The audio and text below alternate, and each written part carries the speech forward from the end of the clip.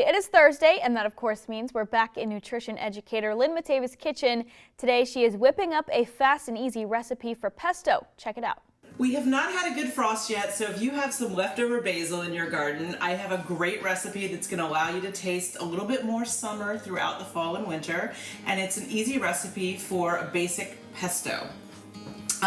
And the basic ingredients, of course, I've got I'm going to use about 2 cups of this fresh picked basil. You want to make sure that you get all the stems out. I soaked it well because it's that time of the year where lots of critters are out there kind of breeding, and we don't want like spider pesto. So I made sure I soaked everything just to make sure there weren't any bugs in it. But I picked each piece kind of leaf by leaf, got the stems out, and we're going to use them. I use about a cup of spinach, optional ingredient. I think it makes the pesto a little browner, greener, not brown.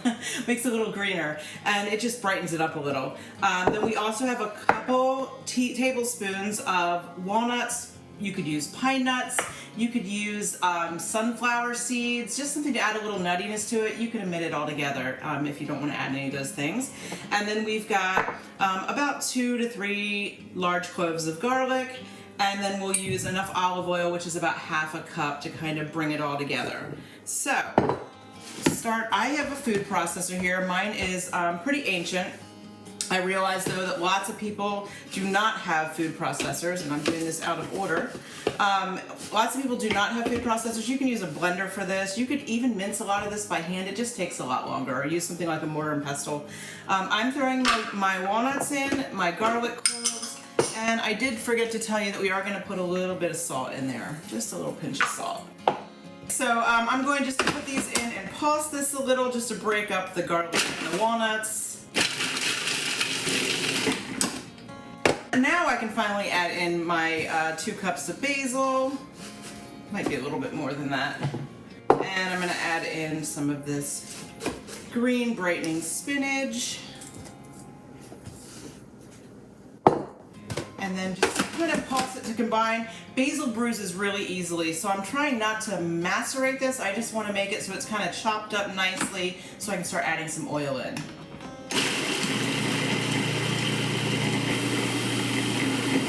Okay, so all my basil's starting to get nice and chopped up in that spinach, and now what I can do is start drizzling in some oil. If you are using one of these, you could actually put it in while it's running. And you keep I'm going to add a little bit more in. I've got a really slow pour on my oil here because you need about 1/3 to ½ a cup, which I know sounds like a lot of oil, but you're only eating a teaspoon to a tablespoon of this stuff about at a time. And it's so fragrant. It smells so bright in here right now. It's fresh.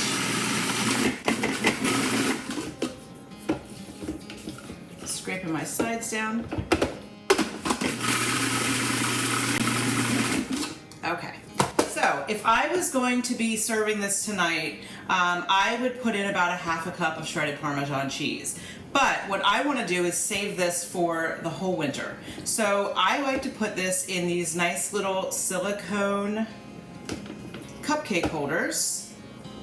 And then I'm going to fill, them about 2/3 full. I'll put them on a plate and slide them into my freezer so they freeze. The cheese just tends to make it not last as long in the freezer, and I want this to last me so that if I want pesto pasta sometime in January, I can pull these out and do that. So these will freeze into nice little cubes. You don't need even these silicone things. You could use just a regular old-fashioned ice cube tray if you have one of those. Once they freeze, pop them out and put them in some sort of zip bag or a airtight container, and you're going to keep them in the freezer. You can keep them for up to 3 months. Maybe a little longer if you want to sneak out a little bit longer without the cheese in it.